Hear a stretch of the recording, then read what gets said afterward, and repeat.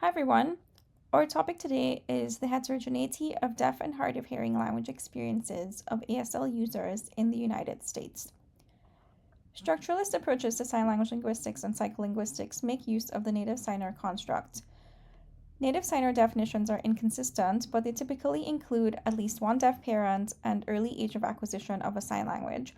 However, the actual value of this age of acquisition varies by researcher. Nativeness is a shibboleth of legitimacy. So, for example, you often see that stimuli creation and acceptability judgments are restricted to native signers, and the same is done for people selected to be part of corpus data collection. In industrialized contexts like the United States, native signers are a small proportion of all deaf and hard of hearing signers. So, in the United States, this number is 4% of all deaf and hard of hearing people. Finally, in this part of linguistics, native signers are often contrasted with those classified as non-native at the group level. In another approach to language, linguistic ethnography, a priori classification of interactants based on acquisition history is irrelevant.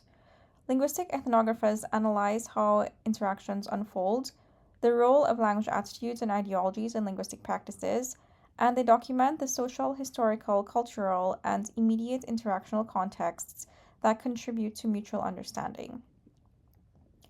In sign language linguistics, linguistic ethnography has given us fine-grained qualitative data, and it's also given us descriptions of the small signing communities in less industrialized contexts.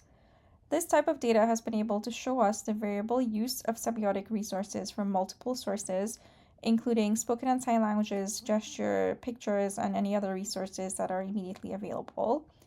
And it's also been able to highlight that child language acquisition involves many people, not just parents.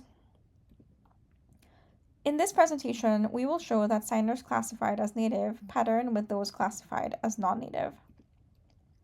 To characterize language experience, we used an online survey, and we asked participants to give us a rating of their frequency of use of ASL English and ASL English mixing at 3 time periods: before school, during school, and in a typical week.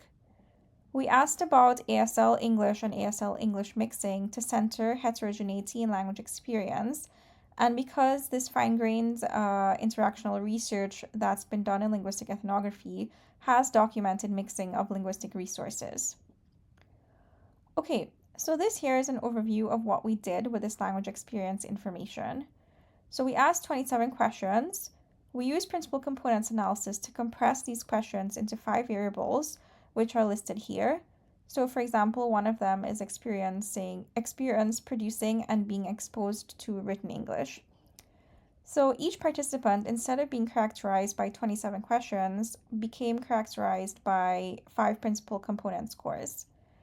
These scores were input into a cluster analysis that was used to group participants, and in this dendrogram that you see the final cluster solution, the 4-cluster solution that was selected. And the properties of the solution are in the gray boxes. Okay, so in this plot, I'm showing the mean scores, the mean language experience scores for each cluster.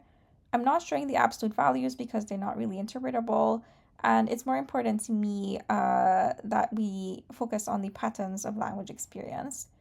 So for example, you can see in cluster 1 that these members have very high ASL input before school, relatively lower written English input and output, and also spoken English output, and then even less ASL English mixing, and then very low spoken English output.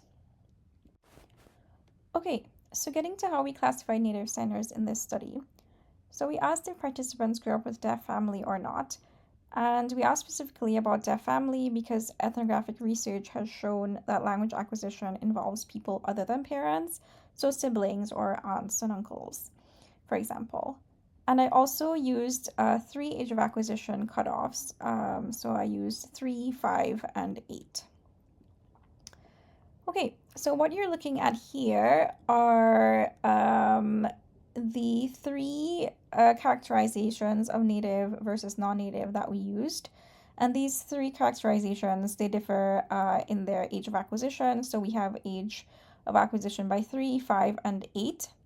The orange dots are signers who are classified as native, and the gray ones are those classified as non-native. And those dots that end up in the green areas, those are the ones that are said to be clustered well within their cluster, according to one internal cluster metric. So what this plot is showing is that native signers have different language experiences and that they pattern with non-native signers. So even in our strictest classification, which requires age of acquisition of ASL by age 3, which is a very small number of people, even in this classification, signers classified as native end up in different language experience clusters. And of course, as you increase the age of acquisition, you get more native signers, and then they spread out across the 4 types of language experience. And it's also obvious that you see the gray dots with the orange dots. So what this means is that native signers are also patterning with non-native signers. Okay, so cluster analysis is an exploratory approach, and I mentioned a little bit earlier the internal cluster quality metrics. So I used another clustering approach, and this time with bootstrapping to estimate the reliability of each cluster. And what we actually see is that instead of the 4-cluster solution that I just presented, it seems like the evidence is better for many smaller clusters. But even in this new method, we still see that signers classified as native pattern with those classified as non-native. But now we can be more certain about the cluster quality. So this plot is showing language experience for each member of cluster 42, with the purple coloring identifying signers classified as native. Okay, so let's go to our takeaways.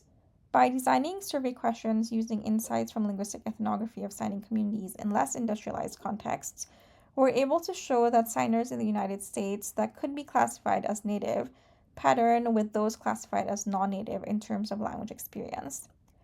Multiscale bootstrapped cluster analysis reflects the heterogeneity of deaf and hard of hearing language experience, as it identifies many types of language experiences. And finally, linguists should move away from native versus non-native binary to more accurately describe sign language users and use. Okay, and here are our references, and you can contact me at this email. Thank you.